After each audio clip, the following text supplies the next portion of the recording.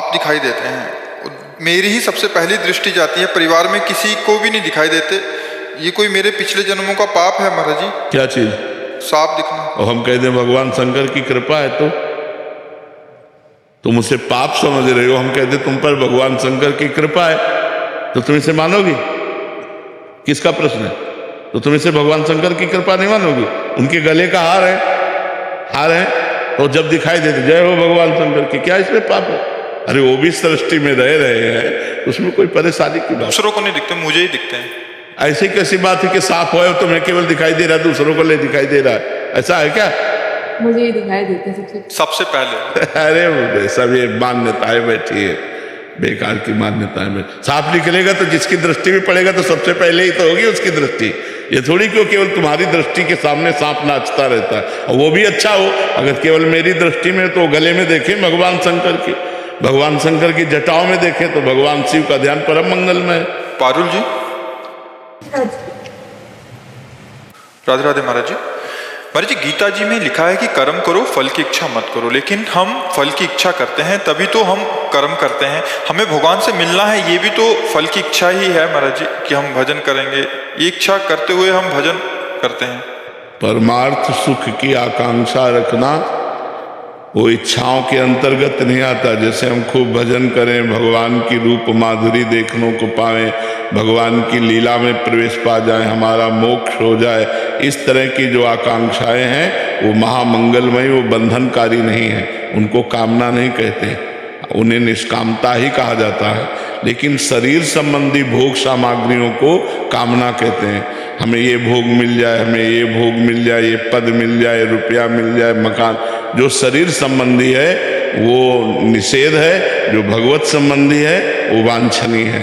हमें श्री जी की दास्ता मिले, श्री जी का नाम जप, श्री जी की रूप माधुरी, श्री जी की लीला माधुरी, श्री जी का धाम मिले, ये तो आकांक्षा सब करते हैं। हम करते हैं, आप करते हैं। ये तो परमार्थ का स्वरूप ही है आकांक्षा करना। ये आकांक्षा न करे तो मतलब क्या रह गया फिर? तो इसे आकांक्षा नहीं कहते, ये निष्काम ही माना जाता है। आरती जी।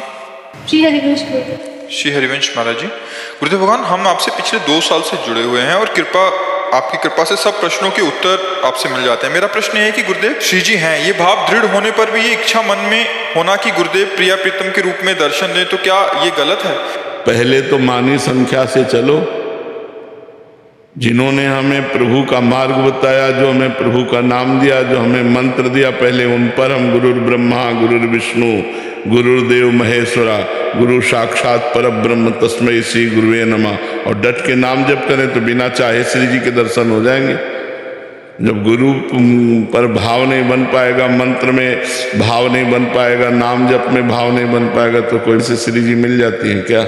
ऐसा हो तो सबको मिल जाए। खूब डट के भजन करो गुरु चरणों। जिनके जाने जानिए युगल चंद सुकुमार, तिनको तिनहुनते अधिक, तिनको तिनहुनते अधिक, प्रिया प्रीतम से अधिक भावना करे। मोरे मन प्रभु विश्वासा, राम ते अधिक राम कर दासा, तब ये मार्ग पुष्ट होता है। प्रतिभा जी। राधे राधे महाराज जी। महाराज जी, हर परिस्थिति में सुखी किस प्रकार रह सकते हैं, इसका कोई उपाय है?